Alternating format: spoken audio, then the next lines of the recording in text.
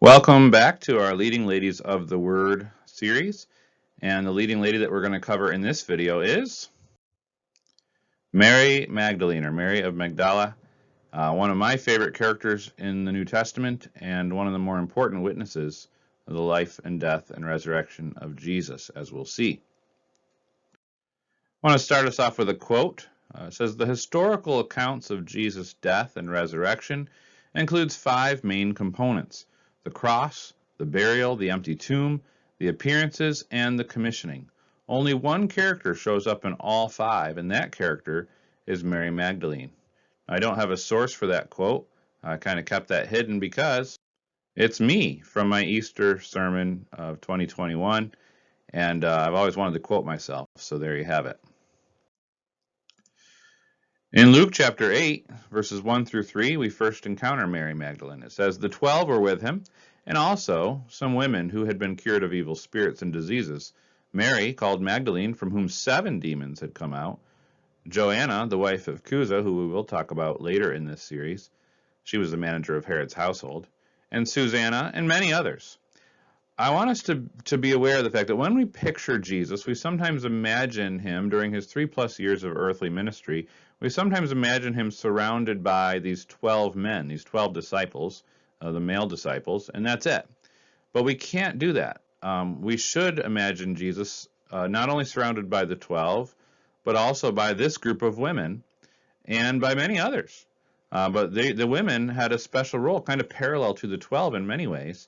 There were these women disciples who played an active role in the life of Jesus.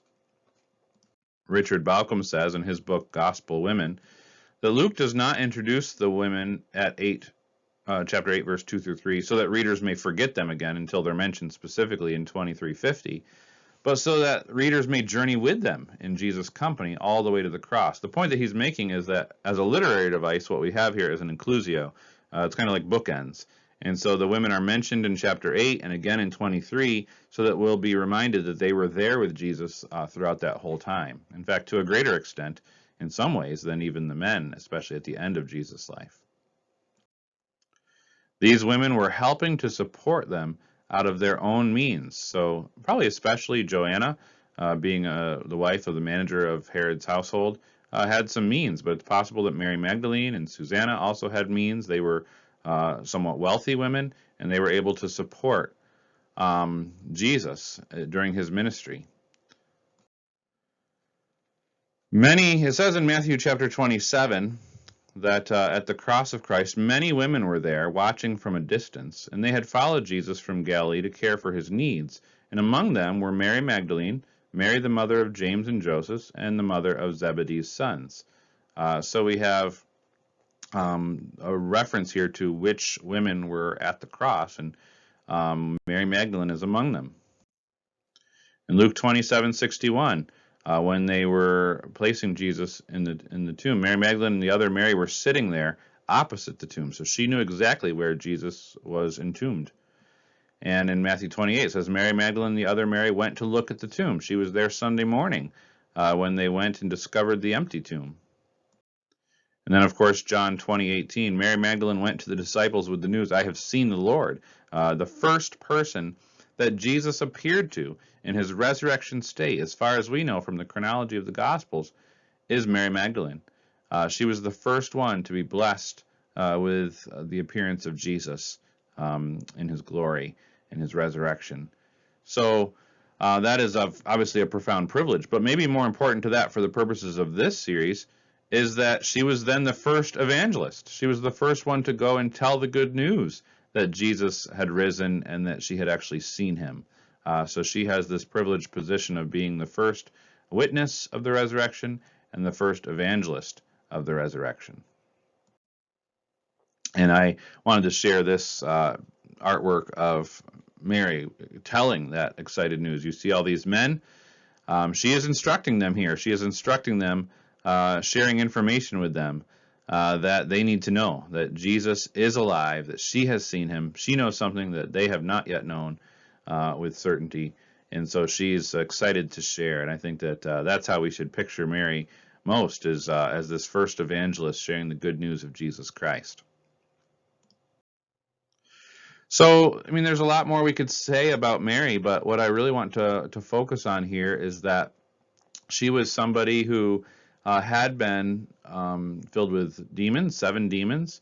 We're not told much. We're not told anything really about that part of her life, but she um, lived, I'm sure, a pretty miserable life, being controlled by these 7 demons, or overpowered by these 7 demons at times in her life. And then one day, her life changed. Jesus delivered her from that demonization, and her life completely changed, and she became a follower of this man Jesus who had healed her. And she spent several years following Jesus around as one of his disciples, which by itself was remarkable because usually rabbis did not have female disciples. But she was one of those female disciples, and she followed Jesus around. She helped to support him. Um, I'd imagine she told her story many times throughout those years to the people that they were ministering to together. And I love the fact that she's mentioned at every spot in the Passion Week account. Why is that? Why is she mentioned by name in all those locations?